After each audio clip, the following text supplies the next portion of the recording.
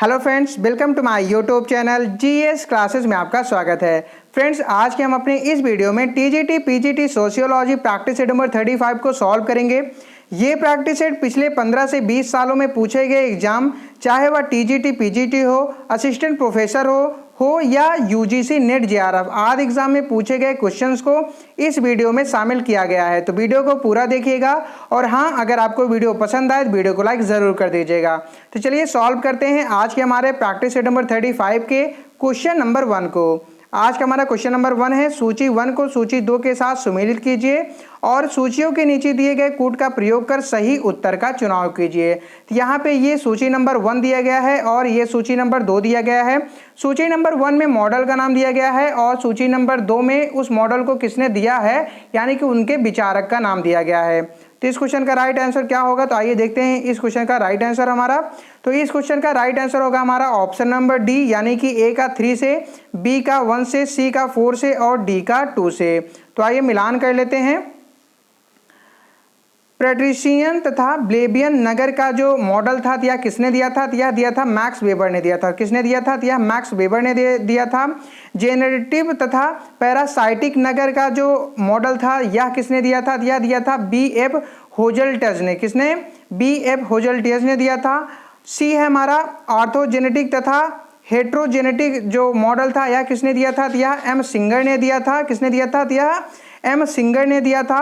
और डी है हमारा पूर्व औद्योगिक तथा औद्योगिक नगर का मॉडल किसने दिया था, तो इस मॉडल को जो है जी जोवर्ग ने दिया था। किसने दिया था, यह जी जोवर्ग ने दिया था। तो इस वजह से इस क्वेश्चन का राइट आंसर हो जाएगा हमारा ऑप्शन नंबर डी, ए का 3 से, बी का 1 से, सी का 4 से और डी का 2 से।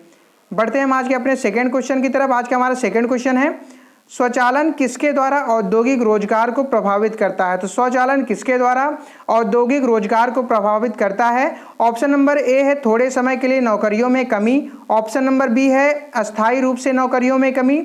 ऑप्शन नंबर सी है लंबे समय के लिए नौकरियों में वृद्धि और ऑप्शन नंबर डी है थोड़े समय के लिए नौकरियों में वृद्धि। तो इस क्वेश्चन का राइट आंसर क्या हो जाएगा, तो इस क्वेश्चन का राइट आंसर होगा हमारा ऑप्शन नंबर डी, थोड़े समय के लिए नौकरियों में वृद्धि।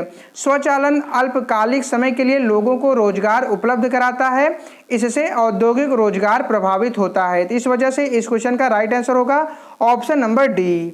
आज का हमारा थर्ड क्वेश्चन है, भारत में दिए गए अल्पसंख्यक समुदाय के आकारों को घटते हुए क्रम में निम्नलिखित में से कौन सा एक अनुक्रम है। तो कौन सा एक अनुक्रम है। ऑप्शन नंबर ए है मुसलमान, सिख, ईसाई और बौद्ध। ऑप्शन नंबर बी है मुसलमान, ईसाई, बौद्ध, सिख।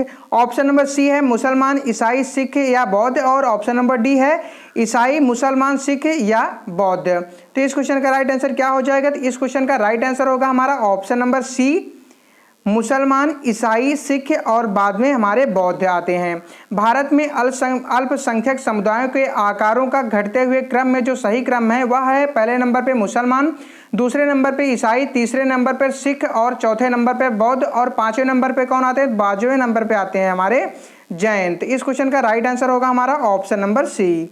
आज का हमारा अगला प्रश्न है, निम्नलिखित में से किसने सामाजिक परिवर्तन में विचारों की भूमिका पर बल दिया। तो किसने सामाजिक परिवर्तन में विचारों की भूमिका पर बल दिया है। ऑप्शन नंबर ए है Karl Marx, option number B है Max Weber, option number C है पैरेटो और ऑप्शन नंबर डी है टॉयनबी। तो यह किसने दिया है, इस क्वेश्चन का राइट आंसर हो जाएगा हमारा option number B, Max Weber ने। किसने, तो मैक्स वेबर ने। वेबर ने अपनी पुस्तक the Protestant ethics and the spirit of capitalism में जो है धर्म को सामाजिक परिवर्तन के लिए उत्तरदायी माना है, क्योंकि धर्म में आचरण के नियम पाए जाते हैं जो लोगों के विचारों एवं व्यवहारों को प्रभावित करते हैं। तो इस वजह से इस क्वेश्चन का राइट आंसर होगा हमारा ऑप्शन नंबर बी। आज का हमारा अगला प्रश्न है, निम्नलिखित में से किसने भारत वर्ष में जो है मुसलमानों में शैक्षिक सुधार आंदोलन का प्रवर्तन किया है। तो किसने किया है। पॉइंट नंबर 1 है सर सैयद अहमद खां।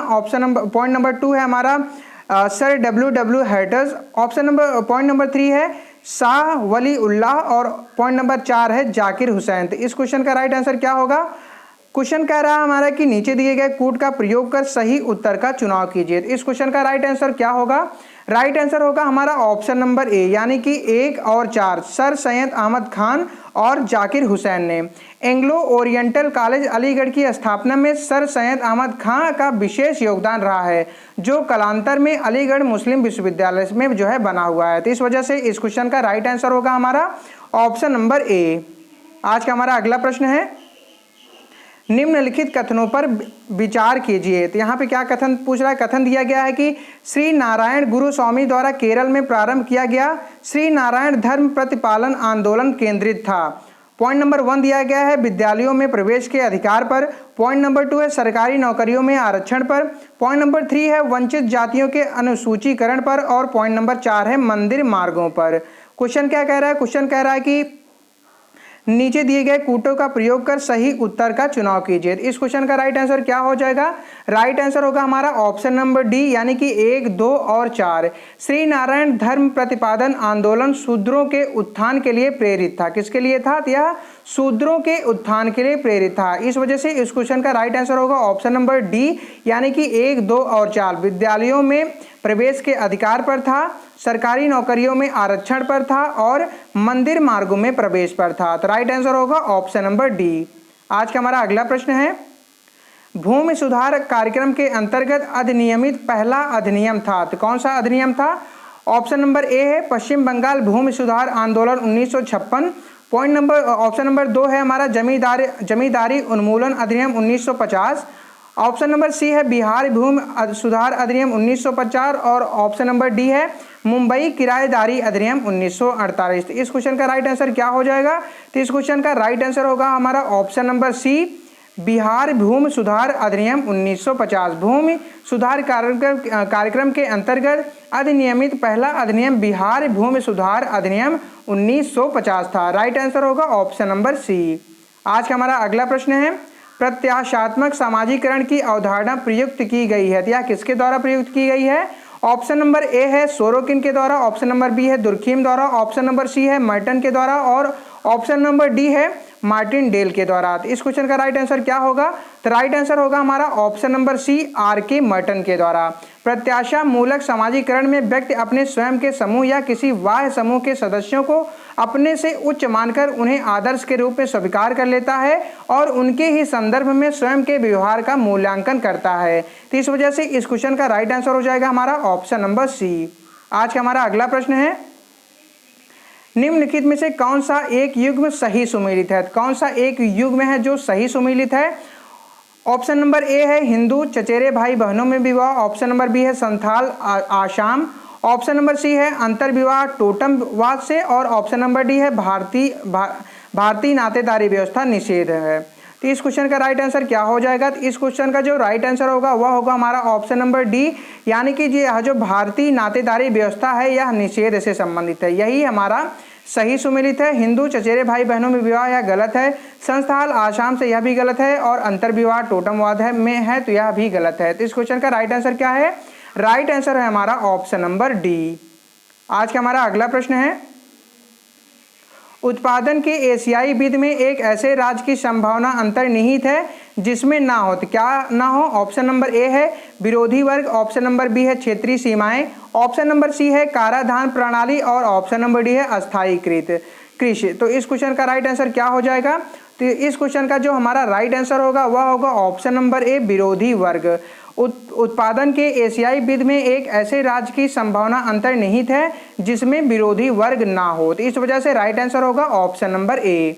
आज का हमारा अगला प्रश्न है, सूची 1 को सूची 2 के साथ सुमेलित कीजिए और सूचियों के नीचे दिए गए कूट का प्रयोग कर सही उत्तर का चुनाव कीजिए। तो यहाँ पे ये सूची नंबर 1 दिया गया है और ये सूची नंबर 2 दिया गया है। तो आइए इस क्वेश्चन का राइट आंसर देखते हैं। तो इस क्वेश्चन का राइट आंसर क्या होगा? राइट आंसर हो जाएगा हमारा ऑप्शन नंबर डी, यानी कि ए का 2 से, बी का 3 से, सी का 5 से और डी का 1 से। तो आइए मिलान कर लेते हैं हम लोग। ओसवाल्ड स्पेंगलर यह किससे संबंधित हैं, या मतलब इन्होंने कौन सी बुक लिखी थी? यह the decline of the west पुस्तक लिखी थी। कौन सी लिखी थी? या इनके पुस्तक का नाम था the decline of the West. Pitirim and Sorokin ने कौन सा पुस्तक लिखा था? तो इन्होंने लिखा था सोशल एंड कल्चरल डायनेमिक्स। कौन सा? Social and cultural dynamics. C Ernest Westermarck ने कौन सी पुस्तक लिखी थी? तो इन्होंने लिखा था हिस्ट्री ऑफ ह्यूमन मैरिज। कौन सा था? History of human marriage. और WF ऑकबर्न ने कौन सी पुस्तक लिखी थी? तो इन्होंने लिखा था सोशल चेंज। कौन सा पुस्तक का नाम था? तो इनके पुस्तक का नाम था सोशल चेंज। एक बार फिर से देख लेते हैं। ओसवाल्ड स्पेंगलर ने the decline of the west लिखा था। पिट्रिम ए सोरोकिन ने सोशल एंड कल्चरल डायनेमिक्स नामक पुस्तक लिखा था। सी अर्नेस्ट वेस्टरमार्क ने हिस्ट्री ऑफ ह्यूमन मैरिज और WF ऑकबर्न ने सोशल चेंज नामक पुस्तक लिखा था। तो इस वजह से इस क्वेश्चन का राइट आंसर होगा हमारा ऑप्शन नंबर डी। आज का हमारा अगला प्रश्न है, लुईस वर्थ ने नगरवाद को 3 विशेषज्ञों के रूप में परिभाषित किया है। निम्नलिखित में से कौन एक उनकी सूची में शामिल नहीं है? तो कौन है जो उनकी सूची में शामिल नहीं है? ऑप्शन नंबर ए है गतिशीलता, ऑप्शन नंबर बी है आकार, ऑप्शन नंबर सी है घनत्व और ऑप्शन नंबर डी है विषमता। तो इस क्वेश्चन का राइट आंसर क्या हो जाएगा? तो राइट आंसर होगा हमारा ऑप्शन नंबर ए गतिशीलता। क्या है? गतिशीलता। लुईस वर्थ के अनुसार समाज शास्त्रीय दृष्टिकोण से एक नगर की परिभाषा सामाजिक विभिन्नता वाले व्यक्तियों के बड़े घने बसे हुए एवं अस्थायी निवास के रूप में की जा सकती है। तो इस वजह से इस क्वेश्चन का राइट आंसर हो जाएगा हमारा ऑप्शन नंबर ए।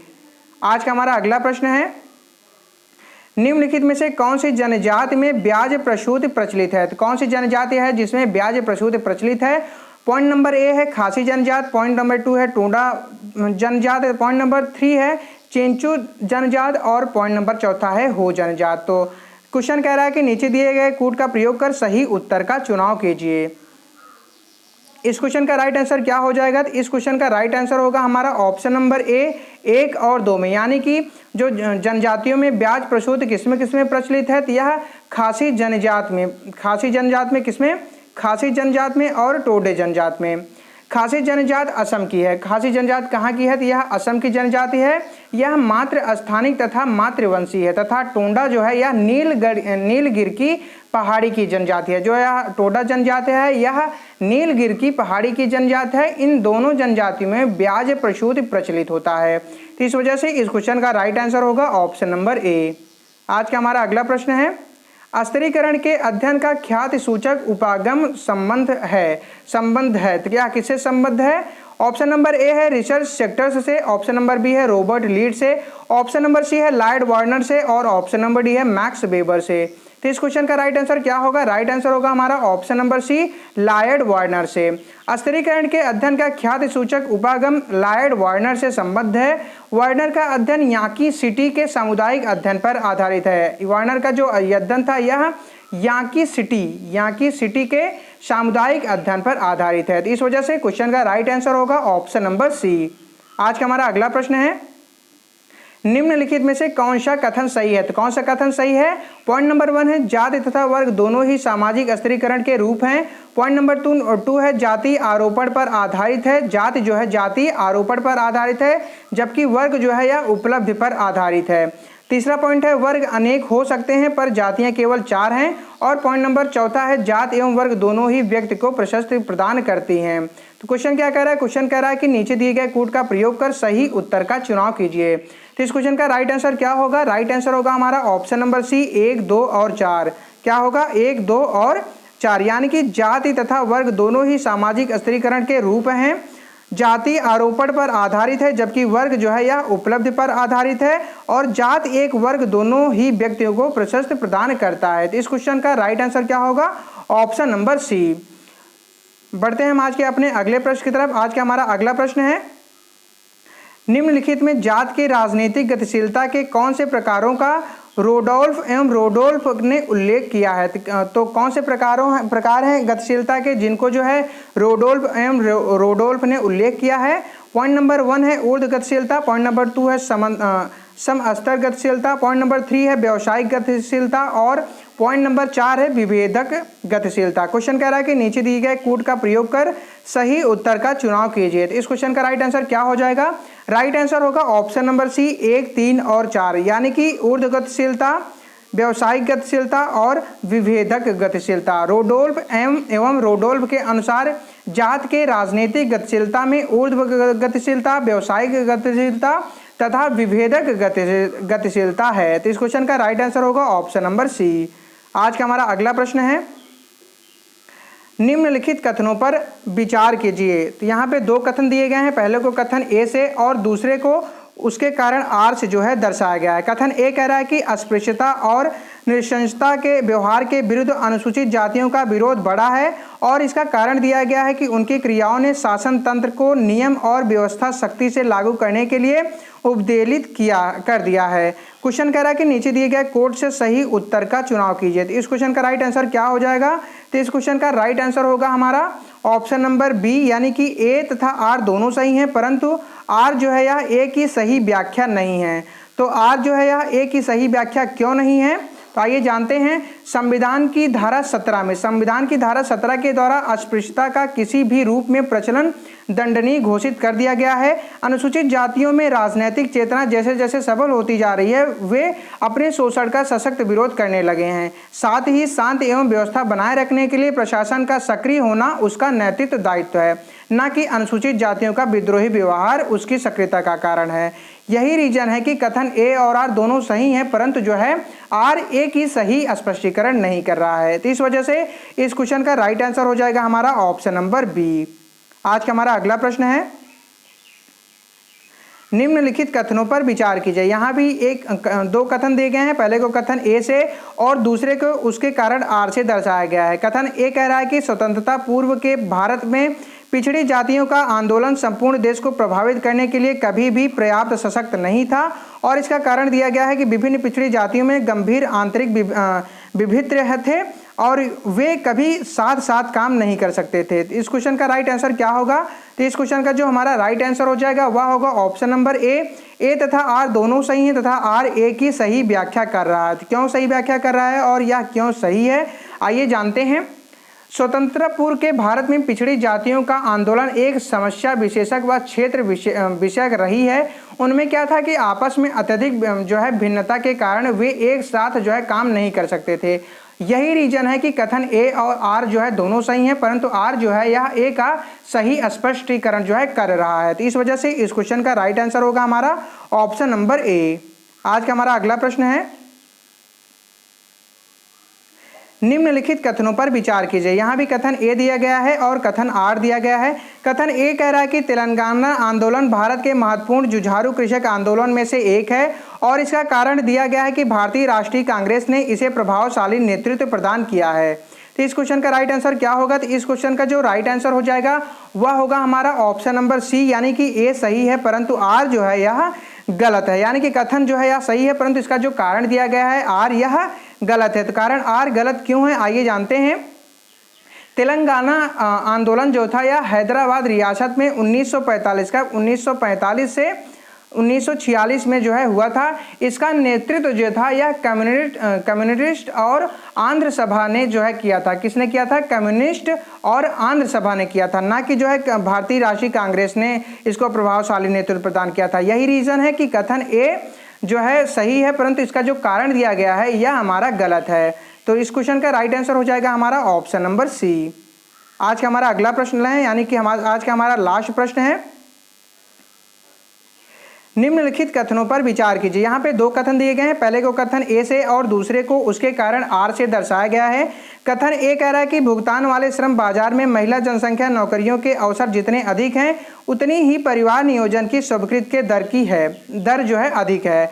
कारण कह रहा है कि अवसर और बच्चों पर लागत माँ की रोजगार परिस्थिति के सीधे समानुपाती होता है। तो इस क्वेश्चन का राइट आंसर क्या होगा? क्वेश्चन कह रहा है कि नीचे दिए गए कोड से सही उत्तर का चुनाव कीजिए। ऑप्शन नंबर ए है हमारा, ए तथा आर दोनों सही तथा आर ए की सही व्याख्या है। ऑप्शन नंबर बी है ए तथा आर दोनों सही परंतु आर जो है यह ए की सही व्याख्या नहीं है।